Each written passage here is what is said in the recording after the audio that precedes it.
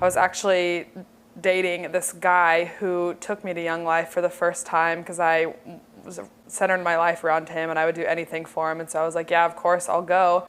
Jared Hiss, one of the seniors, approached me, and he's like, hey man, why do you never go to Young Life? And I was new to school, so I hadn't really heard about Young Life yet. So that pizza party was like the first big kickoff, and so I was like, wow, this is so much fun. Like, it's like a huge, just kind of like a big party of people who all believe, and so it was easy to just get in and become friends with everyone. Senior year, a girl who I had a thing for asked me if I wanted to come to Young Life. And I was like, well, yeah, I mean, I guess I'll finally give it a try. I went and I just absolutely fell in love.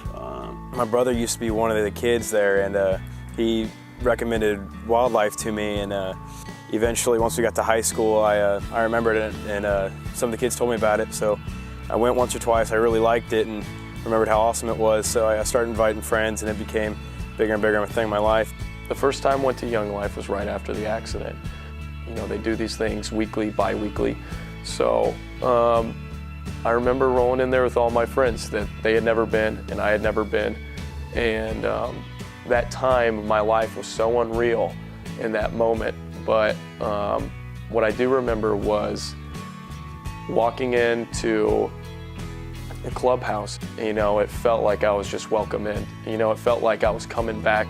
You know, I had been going there for weeks and it just came back. Robin was talking that night and I really connected with what she was saying, and I just fell in love with Young Life right then and there. Well, Gabe's a cool guy. You know, every time I'm in need or everything, he's always there by my side. And you know, there's been times where he'll come watch me play sports or something, and we'll go hang out. But you know, he's always there with me. And you know, I'd made the decision I was going to go back. At that point in time, I was still undecided with my beliefs. I was an atheist. I didn't believe in anything. Actually, you know, I kept coming back because I loved the people. The leaders will, you know, they always take something out of the Bible, and I usually don't understand it, but they'll put it into a perspective where they show how it affected their life and what they did and how they used that part of the Bible and all the verses and everything, and how they use that through their life and how I can use it through mine. Emma has really impacted my life because when she speaks about God and how He loves us, she always gives situations that are close to mine, and I really connect with her, and so it's really easy for me to understand oh, He really does love me, and He really is there, and He really does care for us. he has these amazing stories of him when he was a child. And, you know, Casey was a rowdy boy. You know, he used to, you know, stretch the lines a lot. Casey will address or tell a story about him, just how he had messed up throughout his life. That directly after, he tells a story about Jesus and just how he accepted a sinner just like Jesus accepted Casey. And it really changes the way that you look at Christ, that He will accept anyone no matter what. At Young Life, they teach you, no, don't do bad things on purpose, but, if you mess up every once in a while, everybody messes up and all that, but He will forgive you if you ask for forgiveness. You know, it had been, he probably drove to school 100 different times, and that morning was just like any other morning, you know. But, you know, the last thing I remember was leaving my house and then waking up in the hospital after that. I'd asked, where's my sister at? And that was the first thing that came to my mind. And I had to find out from my stepdad that, you know, she wasn't in great condition. My dad was an alcoholic, and he was in and out of the house, and so I really felt invisible to him, and I never received the love that I should have received from my dad. And so when I was around 12, probably to around 16, I just was really going out and drinking and just trying to find my worth and value in boys. And they got divorced. My dad moved out and ended up moving to Pennsylvania. Really just kind of felt lost and didn't know who I should be or who I should look up to. It was kind of comforting to know, and it's kind of nostalgic, you know, to think about that and to say that, But it was comforting to know that she was so strong about her faith that she knew where she was going. You know, I was an atheist. You know, I didn't believe in anything. I didn't really care to believe in anything. So when Shaylin had passed and we got in the car accident, that's what came to my mind. My dad actually ended up getting help, and he went to rehab and came back and started teaching me about Jesus. And so I feel like up until that point, my relationship of God being a heavenly father was really thwarted, because obviously my relationship with my earthly father was completely unhealthy. It was kind of a ramp-up period between when I started attending Young Life and camp. When I was told about camp, I think I just said yes right away. I don't think there's really any hesitation. You know, talked to my mom and dad about it. We decided that it was a good idea for me to go. And there was believers at camp, there was non-believers at camp, and you know, it's kind of in that category. I ended up going to Young Life camp that summer, and I just loved every second of it. I mean, it was honestly the best week of your life. Like, I sell it to you. I kept hearing this thing about, you know, camp this summer. You know, everybody kept bringing it up, and you know, everybody's telling me this is going to be the greatest week of your life. And you know, I'm thinking to myself, man, I really hope it's going to be. Like, my first thought was like, wow, I love the leaders and I love everyone here. And then Robin was like, hey, camp's going on. And I was like, camp, what's that? And my first year at camp, I only knew a couple people, and so I went in, and then I met so many friends. You know, when people told me about camp and they told me about it was the best week of their life, you know, I didn't really believe it at first, but then it got closer and closer, and they kept saying it. And so going in the camp, I'd really say that, you know, I thought I understood Jesus, and I thought I understood his love and, you know, what he was all about. So really, I thought it was just going to be another day. I was hanging out with my best friends in the morning and prepared for club. But really, I had no idea what was coming for me. The leaders call it crucifixion talk. And really, that day that you really learn so much about the crucifixion, and it really adjusts your thought and all about Jesus and just how much he loves you. So directly following that, you're directed to leave club and really just go sit out by yourself and talk to God for at least 15 minutes. And I definitely say those 15 minutes were the best 15 minutes of my life. You know, everybody kind of split out. Some kids sat by their friends and sat on the basketball court, and I just went out and leaned against a tree and looked out on the lake and the sunset and everything, and saw everyone sitting by themselves. And you know, it was truly amazing. I've never seen anything like it before. And Robin was definitely pushing us towards like God throughout the whole week, and like we were having club, and our speaker was talking, and I just connected, and I just started bawling. She saw me, and she like knew that I was finally like accepted it, and she came up and she hugged me. You finally accepted him, didn't you? And I was crying. I was like, yes, I did. She's like, it's great, isn't it? I had one friend, he before camp, he really didn't believe in Christianity and such, but we had the time to think. During our talk, I've never seen him like that before. He was so emotional, and you could see how God's changed his life and how beautiful that was.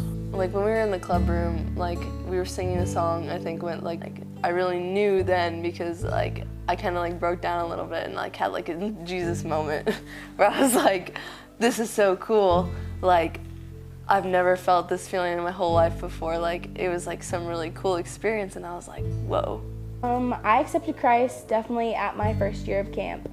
And I went into camp and I was like, wow, this is life-changing. This is completely different from anything else that I would think it would be. When I was at Young Life camp, me and that boy that I had been talking about before were broken up, and I remember I was looking out at camp, and he was out there with another girl, and I was just devastated. And I remember my Young Life leader just holding me that night. I was just crying. I was heartbroken. I felt like my world was coming to an end, and so I just remember her holding me and just telling me that it was going to be okay.